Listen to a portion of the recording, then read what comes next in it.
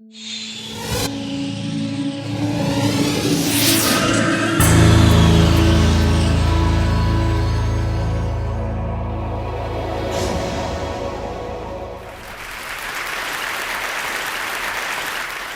I wanted to start with the question, when was the last time you were called childish? For kids like me, being called childish can be a frequent occurrence. Every time we make irrational demands, exhibit irresponsible behavior, or display any other signs of being normal American citizens, we are called childish. Which really bothers me. After all, take a look at these events. Imperialism and colonization, world wars, George W. Bush. Ask yourself, who's responsible? Adults. Now, what have kids done? Well, Anne Frank touched millions with her powerful account of the Holocaust. Ruby Bridges helped to end segregation in the United States. And most recently, Charlie Simpson helped to raise 120,000 pounds for Haiti on his little bike. So as you can see evidenced by such examples, age has absolutely nothing to do with it. The traits the word childish addresses are seen so often in adults that we should abolish this age discriminatory word when it comes to criticizing behavior associated with irresponsibility and irrational thinking.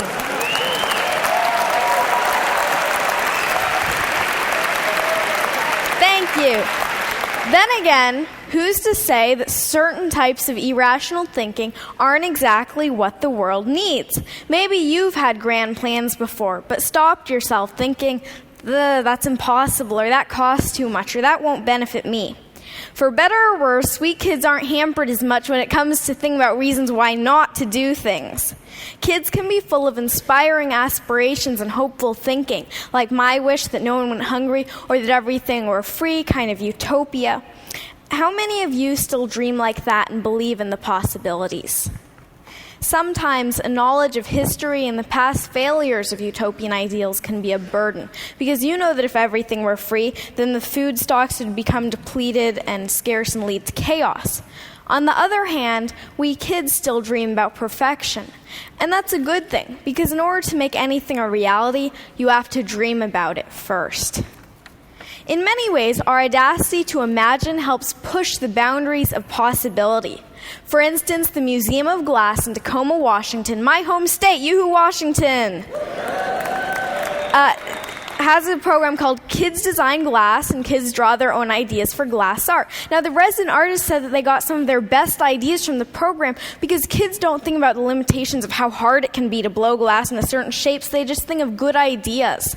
Now, when you think of glass, you might think of colorful Chihuly designs or maybe Italian vases, but kids challenge glass artists to go beyond that, into the realm of broken-hearted snakes and bacon boys, who you can see as meat vision.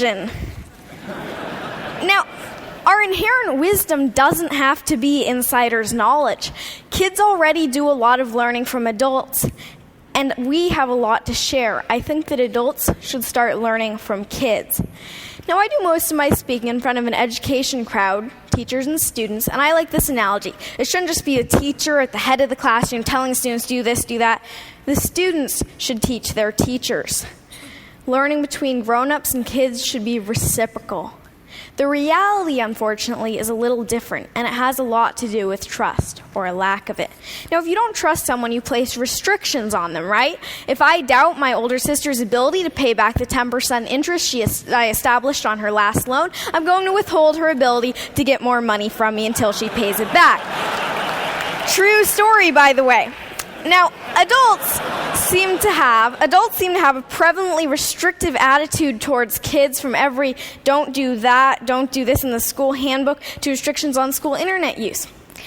As history points out, regimes become oppressive when they're fearful about keeping control. And although adults may not be quite at the level of totalitarian regimes, kids have no or very little say in making the rules, when really the attitude should be reciprocal, meaning that the adult population should learn and take into account the wishes of the younger population.